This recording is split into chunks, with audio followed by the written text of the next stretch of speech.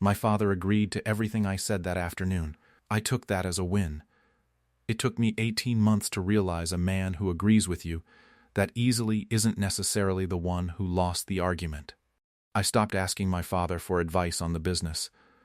There wasn't a single dramatic moment where I announced it, not exactly. Though if I'm honest, there was one afternoon that came close enough to count. We were in the conference room at Bennett Millwork, the late afternoon light coming in low through the blinds, going over the numbers for a hospital renovation contract that would nearly double our backlog for the year, and my father asked, the way he always asked, whether I'd walked the credit terms past Frank Delacroix at the bank before signing anything. I told him I had it handled, that I didn't need to run every decision past him the way I used to, that the business had grown past the point where that made sense. He didn't argue. He nodded once, the way he'd nod at a measurement he wasn't going to double-check, and said, "All right, Andrew, if that's how you want to run it." He never brought it up again. Not once. Not in 18 months of Sunday dinners and quarterly reviews. Not even in passing. I didn't understand, not then, that the next time anyone from that bank asked for him by name, it wouldn't be me who answered the phone. My name is Andrew Bennett. I'm 44. I run Bennett Millwork and Cabinetry, a commercial fabrication company outside a mid-sized city in the Ohio Valley, building custom casework and architectural woodwork for contractors on schools, hospitals, and office towers, a business my father built out of a one-man furniture shop starting in 1979. I have a wife, Sarah. 2 teenagers who've grown up around sawdust and sight visits the same way I did, and a sister, Colleen, who handles our marketing and communications and has always had a clearer read on our parents than I've given her credit for, mostly because she's never had a business relationship with either of them complicating the family one. I want to walk through exactly how this happened, in the order it happened, because I've come to believe that stories like mine only mean what they're supposed to mean if you tell them in sequence, rather than skipping to the part that stings. This isn't a confession dressed up as an apology. It's an account, and I intend to give it to you plainly, including the parts where I was certain I was right and turned out to be wrong in a way I couldn't have predicted from where I was standing at the time. My father, Thomas Bennett, started the shop with $2,200 and a single table saw in a rented garage behind a hardware store, building custom furniture for homeowners who couldn't find what they wanted off a showroom floor. He built the business, slowly, on a reputation for precision that outlasted 3 recessions and a fire that took out half the original shop in 1991. A fire he rebuilt from within 8 months, without ever missing a committed delivery date, working out of a neighbor's barn in the interim with equipment borrowed from 2 competitors who respected him too much to let him fold. I was 9 years old that year, and I remember him coming home every night smelling of smoke and sawdust in equal measure. Never once raising his voice about it at the dinner table, never once telling my mother or me that he was worried, his hands steady around his coffee cup the same way they were steady around everything else, even though I found out decades later, from my mother, that the insurance settlement had come in nearly $30,000 short of what the rebuild actually cost. A gap he'd covered by taking out a second mortgage on our house without telling either of us until the papers were already signed. By the time I was old enough to understand what he did for a living, Bennett Millwork had grown into the region's most trusted supplier of commercial casework, the company contractors called when a job needed to pass inspection the first time, not the third. My father had one habit that everyone who dealt with him eventually came to rely on.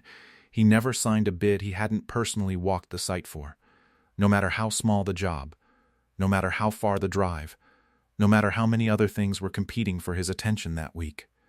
A number means nothing if you haven't stood in the room it's going to live in, he used to say, usually with a tape measure still in his hand from whatever job site he'd just come from, still in his work boots at the dinner table some nights because he'd driven straight there from a walkthrough.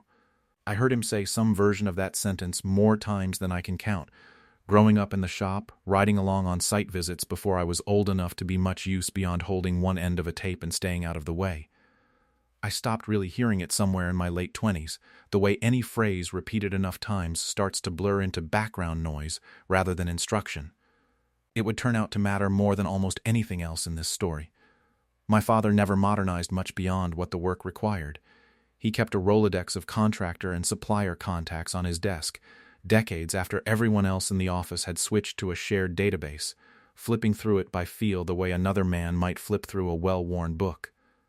Refusing every year when I suggested digitizing it, saying only that he liked having something in his hands when he made a call rather than a screen, and he still drove to the bank in person once a month to see Frank Delacroix, the president of First Prairie Trust, a relationship the two of them had maintained since Frank was a loan officer in his 20s and my father was securing the company's very first equipment line in 1987, back when both men were younger than I am, telling this story now. I knew, in the vaguest way a son knows these things, that my father and Frank were friendly, that they'd golfed together a handful of times over the years, that Frank had come to my parents' 40th anniversary party and given a short, genuinely warm toast that I remember more for its brevity than its content.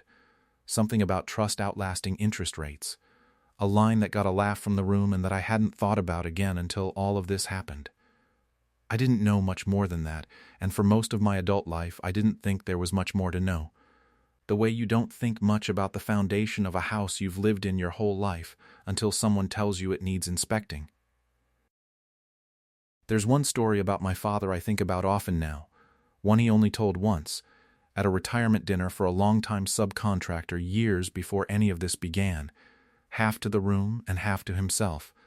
The kind of story that only surfaces once enough time has made it feel safe to share. In 1998, a general contractor we'd worked with for years went under mid-project, leaving Bennett Millwork holding nearly $60,000 in unpaid invoices for casework we'd already delivered to a school renovation job, a sum that would have been a serious blow to a business our size even then. My father could have walked away from the job entirely, could have let the school district sort out the mess with the bankruptcy court the way most suppliers in his position would have. Instead, he drove to the district's facilities office himself, laid out exactly what had happened, and offered to finish the remaining installation at cost, absorbing the loss on the unpaid invoices rather than let a school full of kids start the year with half-finished classrooms. He never billed the district for $1 more than materials. He told me once, and only once, that the point wasn't the $60,000. The point was that a company known for finishing what it started was worth more, over 30 years, than a company known for being technically owed money it never collected. The district became one of our most reliable institutional clients for the next 2 decades, referring us to 2 neighboring districts along the way. I didn't think much of that story at the time he told it.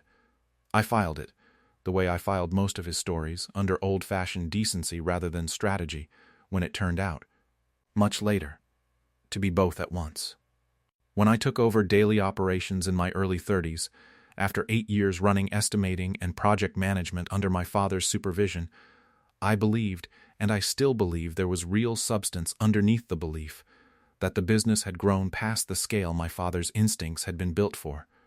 We'd added a CNC fabrication line that could cut casework to a tolerance no hand tool could reliably match, a 6-figure investment I'd pushed hard for over my father's mild but persistent skepticism about the maintenance contracts involved.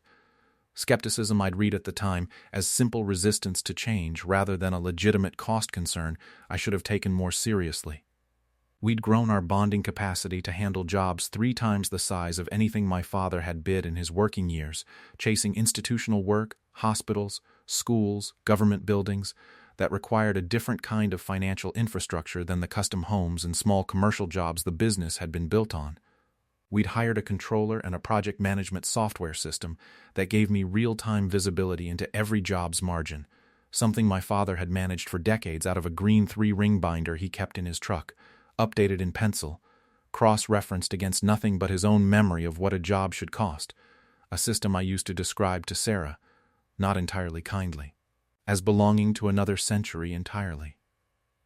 I told myself, and I told my wife Sarah, more than once over dinner, lying awake some nights turning the same justification over until it felt solid enough to sleep on, that this wasn't about my father losing his edge so much as the business outgrowing the tools he'd built it with, a distinction I was careful to draw, even in my own head, because the alternative felt like a harder thing to admit. That distinction was mostly true, at least the part I could defend out loud to anyone who asked. It was also, I'll grant you, considerably more comfortable to believe than the version where consolidating decisions in my own hands simply let me move faster, without having to explain myself to a man whose questions tended to land closer to the center of a problem than mine did. The moment itself happened on a Tuesday afternoon in April, in the conference room at the shop.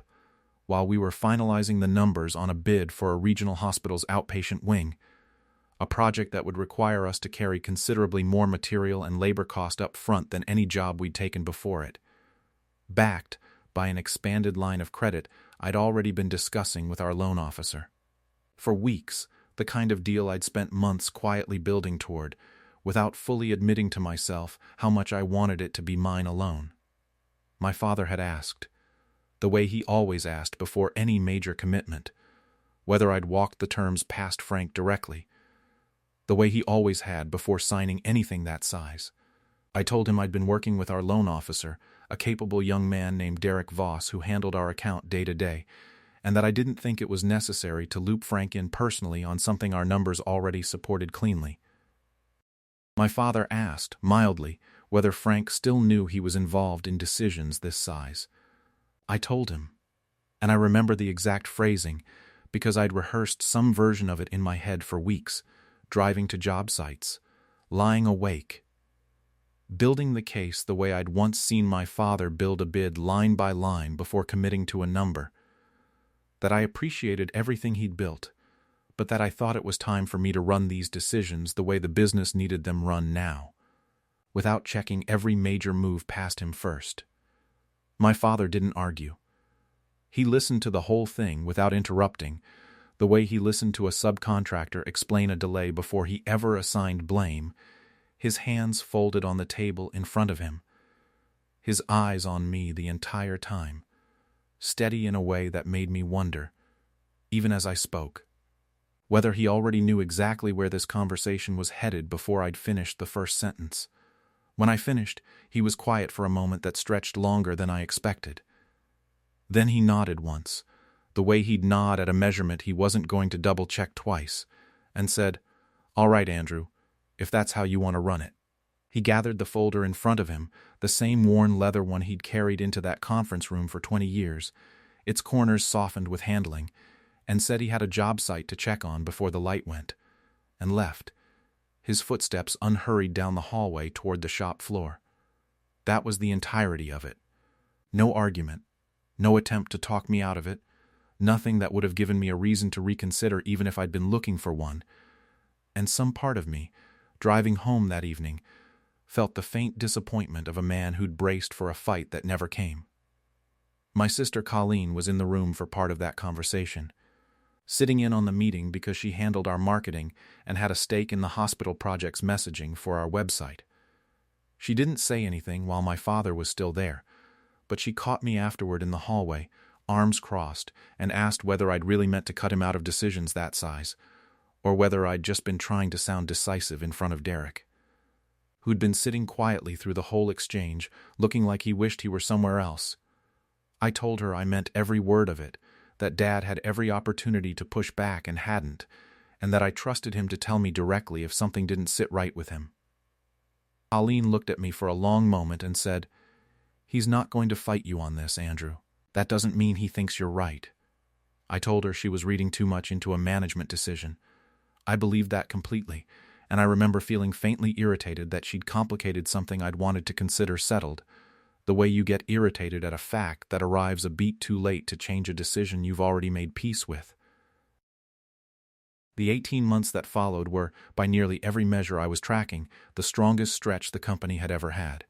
We closed the hospital contract, brought the expanded credit line in under the terms Derek and I had negotiated, and finished the project 2 weeks ahead of schedule with a margin that beat our projections by nearly 6 points. A number I put on a slide and presented at our year-end staff meeting with more pride than I probably should have shown. I gave an interview to a regional trade publication about how Bennett Millwork had modernized its operations to compete for larger institutional work, describing the CNC line, the bonding capacity increase, the software rollout. And I didn't mention my father's name once in that piece, a fact I didn't notice until much later, rereading it after everything else had happened, struck by how completely I'd managed to write him out of a story that started with his table saw in a rented garage. My father came into the shop most days, spent his mornings walking the floor with our lead fabricator, a patient craftsman named Ollie, who'd worked under him for nearly 2 decades and still called him Mr. Bennett despite my father's repeated insistence otherwise, occasionally sat in on a bid review where he asked, as always, sparse and specific questions about material lead times rather than financing structure, and showed up for Sunday dinner every week without fail, asking about the kids.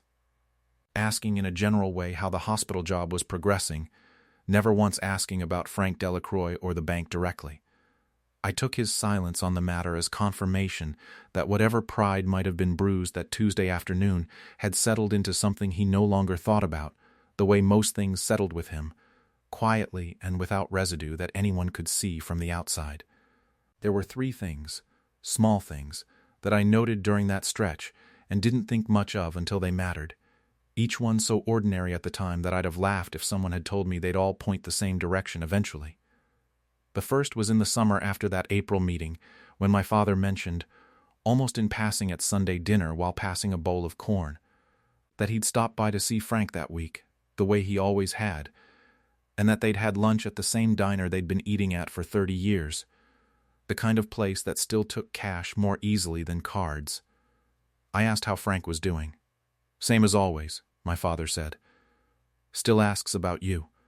I didn't ask what that meant exactly, assuming it was the ordinary courtesy of an old friend inquiring about a son he'd watched grow up, and I moved on to asking Colleen how the new website photography had turned out, more interested in whether the hospital job photos had come out sharp than in an old man's lunch conversation. The second was that fall, when our controller, a sharp young woman named Priya Anand, who joined us the year before from a larger regional contractor and had a reputation for catching things other people's audits missed, mentioned during a routine review of our loan documents ahead of a bonding capacity increase that she'd found an old reference in our credit file to something called a personal guarantee, T. Bennett, 1987, attached to our original equipment line that, as far as she could tell, had never been formally released even after we'd restructured the facility twice in the years since. I asked her what that meant practically. She said she assumed it was an old administrative artifact, the kind of paperwork that accumulates in decades-old credit files and rarely means anything current, and that she'd only flagged it because it was unusual not to see a formal release documented when a facility gets restructured, a technical point that seemed, at the time, like exactly the kind of housekeeping detail that mattered to an auditor and to no one else. I told her not to worry about it, that it was probably an oversight from a much earlier era of the business, and we moved on to the bonding increase itself, which had 3 other items that felt considerably more pressing that week: an insurance certificate discrepancy, a subcontractor pre-qualification form, a deadline for the increase application itself. The third was smaller still, my father mentioned, one evening that winter while we were closing up the shop together, sweeping sawdust toward the drain in the finishing room the way we'd done together 1,000 times since I was a boy, that he'd spent part of a Saturday getting some old paperwork of the business squared away with Frank, a phrase he delivered the way he delivered most things he considered settled and not worth elaborating on. I asked if he needed anything from me on it. He said no. He and Frank had already handled whatever there was to handle, and that it wasn't anything that would mean much to anyone but the 2 of them. Then he asked whether I thought the new fabrication line needed a second operator before the spring rush, which was his way of closing a conversation he considered finished. None of these 3 things alarmed me. Each one, taken alone, was the kind of unremarkable detail that fills the space of an ordinary year for a man easing into a quieter role in a business he'd spent 40 years building. An old friend, an old file, an old conversation about paperwork. It was only much later that I understood they weren't separate at all, and that each of them pointed toward the same thing: my father, quietly and on his own initiative, maintaining the one relationship in this business that had never actually been mine to inherit, because I had never once thought to ask whether it was still active, let alone whether it was still load-bearing. The turn came on a Thursday in November, roughly 19 months after that April conference room meeting, in the middle of a cash crunch triggered by a delayed payment on a large office tower project. A client dispute over change orders that had tied up nearly $400,000 we'd been counting on to cover payroll and material costs through the end of the quarter. The kind of gap that would have been an inconvenience 2 years earlier and was now, given how far we'd scaled our overhead to chase institutional work, a genuine emergency. I asked Derek to request an emergency short-term extension on our credit line to bridge the gap, a request that should have been routine given our payment history. And he came back to me 2 days later looking uncharacteristically uncertain, telling me the loan committee had flagged the request for additional review because of the size of the extension relative to our existing exposure, and that it would need sign-off above his level before it could move forward. I told him to escalate it, that we didn't have time to wait on a committee calendar with payroll 5 days out, and I remember the particular flavor of frustration that comes from watching a process you'd assumed was purely mechanical suddenly develop friction you can't diagnose from the outside. The call came the following afternoon, and it didn't come to me. Frank Delacroix called my father directly, at the house, while I was still at the shop waiting on an update from Derek that never came the way I expected it to. And my father called me an hour later, his voice as even as it always was, to tell me Frank wanted to see the two of us together at the bank the next morning. I asked why Frank hadn't called me in the first place, since I was the one who'd submitted the request, my own voice rising in a way I noticed and didn't especially like the sound of. My father was quiet for a moment, and then he said, "Because my name's still on the original guarantee. Andrew, Frank called the person who's actually on the hook if this goes sideways." I sat with that for longer than felt comfortable before I said anything back, running through 19 months of decisions in a different light than I'd ever run through them before. We drove to the bank together the next morning, my father in the passenger seat of my truck for the first time in longer than I could remember, neither of us saying much along the way. The radio off, the highway sound filling in for conversation neither of us seemed ready to start. My father watching the fields go by the way he used to on the drives out to job sites when I was young enough to still be riding shotgun myself. Frank met us in his own office rather than a conference room, a gesture I understood once I was sitting in it as a courtesy extended to my father rather than to me. The kind of small deference that told you exactly whose relationship the meeting was actually built around, the same leather chair my father must have sat in dozens of times over 4 decades. The same view of the parking lot, a framed photo on Frank's credenza I noticed only in passing, my father and Frank considerably younger, standing in front of the very first equipment my father had financed through that original 1987 line. Frank laid it out plainly, the original 1987 equipment line, restructured twice since into the facility we now operated under, had never had my father's personal guarantee formally released, an oversight that had sat quietly in our credit file for over 3 decades. Through every renewal, every restructuring, every conversation Derek and I had ever had about our own financial standing, none of which had ever surfaced it, because none of those conversations had ever required anyone to pull the full history, a detail so buried in decades of paperwork that even Frank admitted he'd had to have his own staff dig back through microfiche records to confirm it. When the loan committee saw the size of the emergency extension request relative to our current exposure, a junior underwriter had flagged the file for review, and it was only in pulling the full history that anyone had noticed my father's personal guarantee was still attached, and still, technically, still legally binding. A signature from 36 years earlier carrying weight none of us had accounted for in any of our current planning. Frank told us, looking mostly at my father as he said it, that the committee had been prepared to decline the extension outright on the numbers alone, until he'd personally vouched for the request based on 40 years of history, with my father specifically.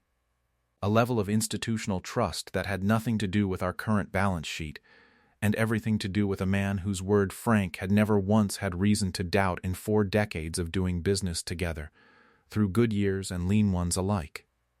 I asked my father, once we were back in the truck, why he'd never mentioned any of this, not once in 19 months. Not when I'd told him plainly in that conference room that I didn't need his input anymore, not at any Sunday dinner in between. He looked out the windshield for a moment before answering, watching a delivery truck pull out of the lot ahead of us. You told me you didn't need me checking your work, Andrew.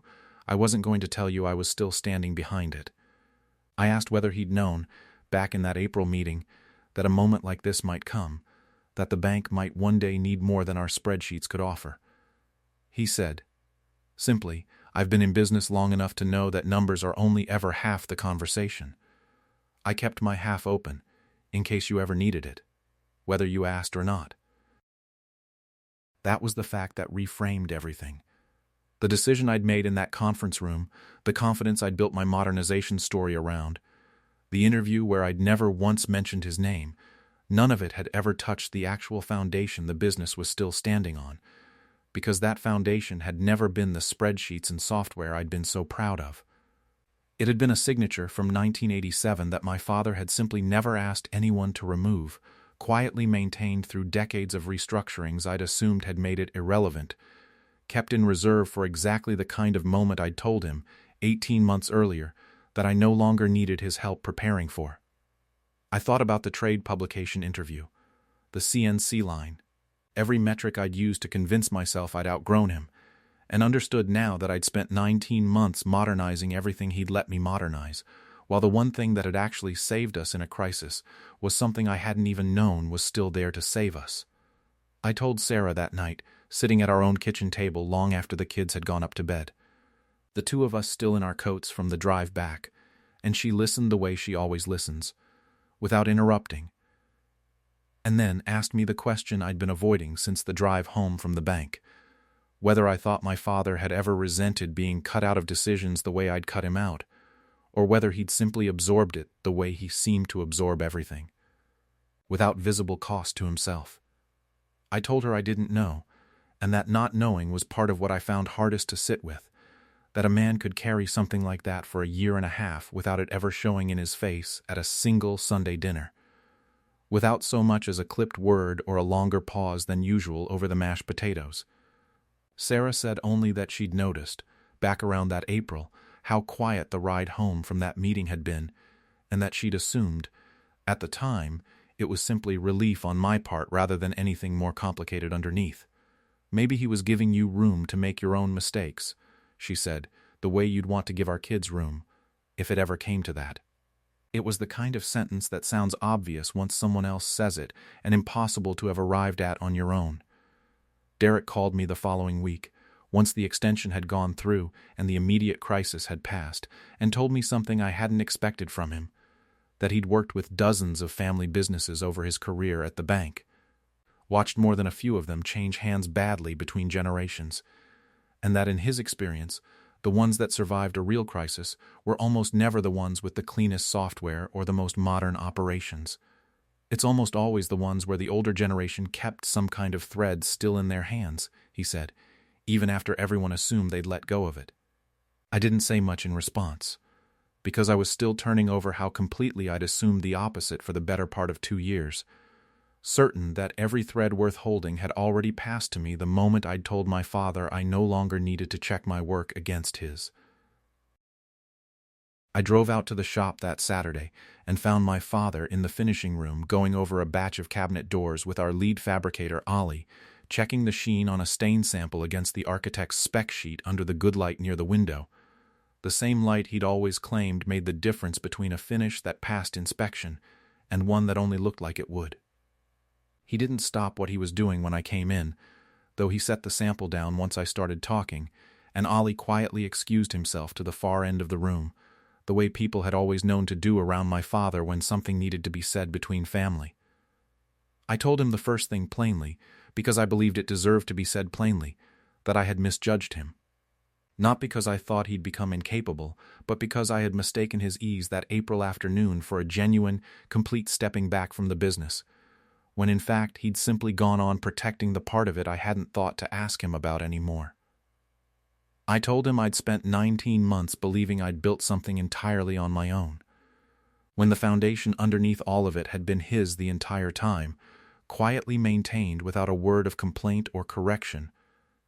He listened without interrupting, the way he always had, and when I finished, he picked the stain sample back up, turned it over once, studying it against the light, and said, "You stopped asking me for advice, Andrew. You never asked me to stop backing you. It wasn't delivered with any edge. It was delivered the way he delivered a quality note on a finish, plain, complete, and entirely uninterested in whether I found it comfortable to hear. I asked him, and I heard something in my own voice I didn't especially care for, why he hadn't told me directly, why he'd let Frank's call land the way it had, rather than simply mentioning. At any point over the past year and a half, at any Sunday dinner, any quiet moment in the truck, that his name was still on that guarantee. He was quiet for a moment, looking at the sample rather than at me, the late morning light catching the dust hanging in the air the way it always did in that room, and then he said, "You'd already told me you had it handled. I wasn't going to argue with a decision you'd made about your own confidence. But I wasn't going to let it cost this family a business your grandfather's tools built, either."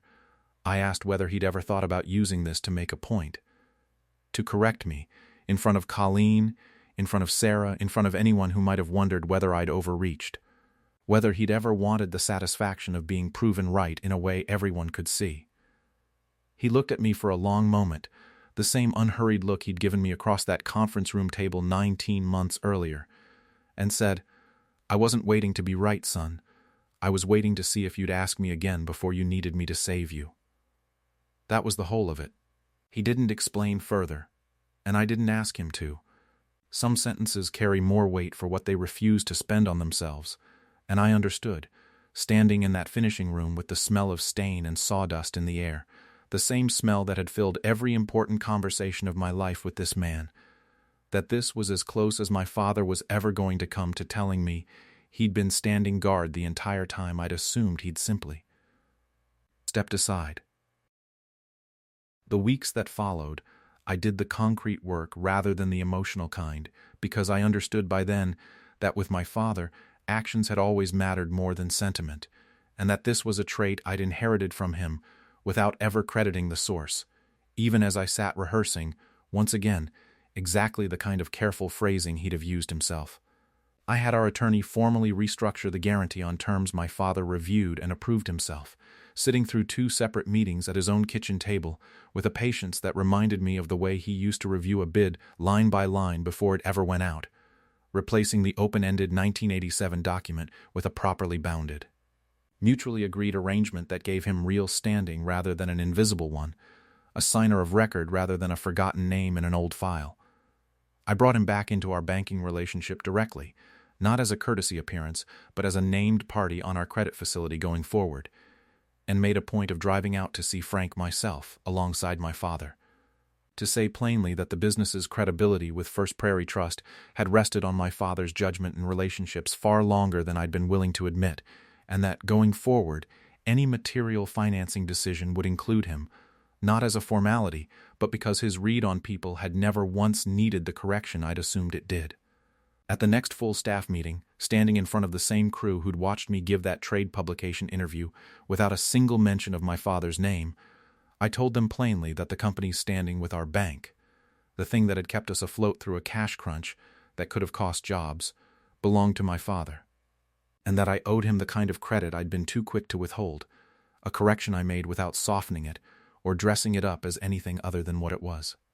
I watched Ollie nod slowly from the back of the room, the way a man nods when something he'd suspected finally gets said out loud, and I noticed Priya, standing near the doorway with a clipboard she wasn't really looking at, glance over at my father with something like relief on her face, as though a loose thread she'd flagged months earlier had finally been tied off properly. My father didn't make a show of any of it. He shook Ollie's hand the way he'd shaken 1,000 hands after 1,000 smaller jobs finished right, and went back to checking the finish on a door he wasn't satisfied with. The same unhurried attention to a small imperfection that had built this business one measurement at a time for 4 decades. His acceptance of the correction was exactly as measured as everything else about him, and I understood by then that this measured quality was the highest form of approval he'd ever given anyone, and that I'd spent most of my adult life failing to recognize it as one, waiting for some grander gesture that was never going to come because it had never been how he moved through the world. I don't know how to close a story like this with anything grander than what actually happened, which is that I spent 19 months believing my father's silence was surrender, when it was simply a man who decided not to argue about the part that didn't matter, so he could keep protecting the part that did. There's a particular kind of pride that assumes a quiet man has run out of moves the moment he stops making them where you can see, and I carried that pride long enough that it nearly cost this family a business built by hand, one measurement at a time, over 4 decades. I think now about that green 3-ring binder he kept in his truck for years after we'd gone digital. The pencil marks. The way he cross-referenced nothing but his own memory, worn soft at the corners from being carried in and out of a truck cab for decades. And I wonder whether the same instinct that kept that binder relevant long after it should have been obsolete was the same instinct that kept his name on a guarantee nobody had asked him to release. A habit of holding on to something quietly until the moment it was needed, rather than the moment it was convenient to mention. My father never raised his voice through any part of it. He never needed to. He'd been standing behind the company the entire time I assumed I'd finally stepped out from under his shadow, and he never once asked me to notice. Content, it seems. To let the noticing happen in its own time, on its own terms, the way most things eventually did with him. I called Colleen the week after that conversation in the finishing room, mostly to tell her she'd been right in the hallway 18 months earlier, a concession I owed her and had been putting off, aware even as I dialed that I was probably rehearsing the admission the same way I'd once rehearsed the speech that started all of this. She didn't gloat about it, which somehow made it harder to say than if she had. She only asked whether I thought Dad had known, back in that April meeting, exactly how this would eventually play out, or whether he'd simply been the kind of man who keeps his word active out of habit regardless of whether anyone thinks to ask. I told her I didn't know, and that I wasn't sure it mattered which one was true, that either way, he'd protected something I hadn't even known needed protecting, and had done it without once making me feel small for having missed it, until the day I finally sat with him in that finishing room and heard it said plainly enough that I couldn't miss it any longer. If this one sat with you the way it sat with me, join our community by hitting that like button and subscribing for more measured, honest stories.